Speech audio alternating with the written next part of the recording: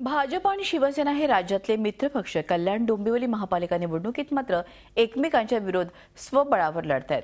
शिवसेनेला घाबरून भाजप आणि संघर्ष समितीने अभद्र युती केल्याचा थेट हल्लाबोल एकनाथ शिंदे यांनी केलाय।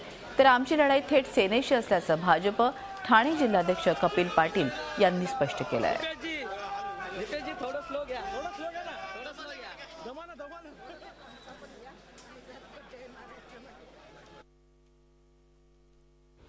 शिवसेना संपूर्ण जागा या ठिकाणी लढवते आहे आणि एकंदरीत आपण जर पाहिलं तर प्रत्येक प्रभागामध्ये शिवसेनेच्या उमेदवाराला मिळणारा जो काही प्रतिसाद आहे तो विजयाकडे नेणारा प्रतिसाद आहे आणि त्यामुळे एकंदरीत माहोल आणि वातावरण पाहिल्यानंतर शिवसेनेचा भगवा झेंडा पुन्हा एकदा या महापालिकेवर फडकेल अशा प्रकारचं वातावरण आहे पूर्ण बहुमताने।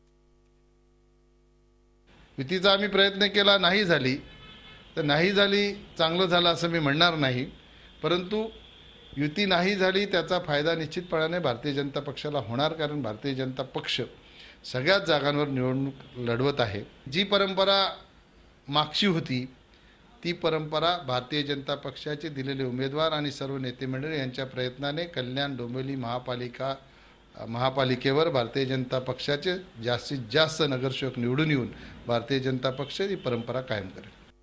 निवडणुकीच्या तोंडावर 27 गावांच्या संघर्ष समितीमध्ये फूट पडण्याची चिन्ह आहेत। संघर्ष समिती भाजपच्या दावणीला बांधली गेल्याचा हल्लाबोल मनसेने केलाय। एका मोठ्या धनधनाढ्य बिल्डरच्या मध्यस्थीने संघर्ष समिती ही भाजपच्या दावणीला बांधलेली आहे, एवढा माझा स्पष्ट आरोप आहे।